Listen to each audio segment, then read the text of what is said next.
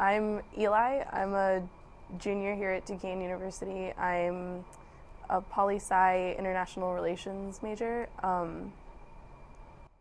Eli Pardo is a transgender student at Duquesne University. And His birth name is Rachel. At school, his Duquesne ID and driver's license still say Rachel Pardo. Changing his name requires an application, a $200 fee, and a court date with an announcement in the paper that he wants a name change. Eli's roommate, Erin Gorse, wasn't surprised when he came out to her.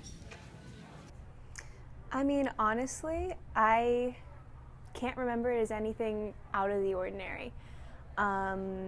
We were just talking. We tend to talk a lot during the night, during the afternoon, and it just came up in conversation, and it just was kind of like, okay, that's fine, moving on. Eli and Erin share a studio apartment at Brodier Hall because he is still legally considered a girl. I actually called at the beginning of the semester and asked if it was possible to change my name on class rosters and things like that, which it's not until I get a legal name changed.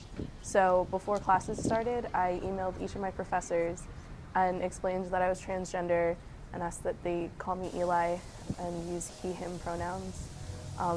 All my professors were back to me within 24 hours saying that's no problem and that they supported the decision, so it was really great. Eli says that gender-neutral policies at Duquesne are almost non-existent. There's no rules about rooming, like housing situations. There's no rules about bathroom usage. There's only like one family bathroom on campus. There's no LGBT student organizations that are officially sponsored. That one family bathroom is located on the second floor of Canavan Hall. It is between two classrooms and can be found on the administration and Rockwell end of the hall. Eli says he feels uncomfortable using the family restroom. Honestly, I usually just hold it till I can get back to my apartment. If I really need to go, I do go to the Canavan one, but it's kind of awkward because like there's classrooms by it, so like when I go in between classes, people are standing all around the one bathroom, and it makes me feel weird to like have to walk past them into there.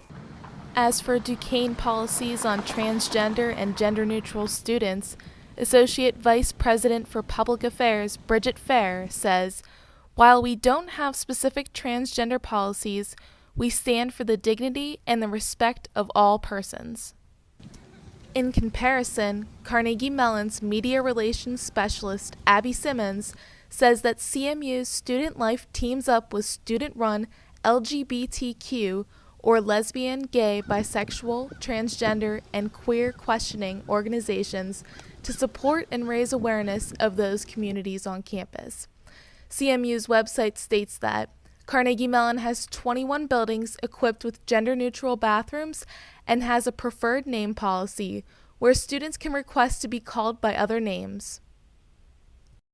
North Carolina's Appalachian State University's website says, "The designation of single-stall restrooms as gender-neutral is also about protecting students, employees, visitors, and contractors from discrimination." At Duquesne, Sean Weaver is in charge of the Division of Legal Affairs. He helps students who have discrimination issues on campus.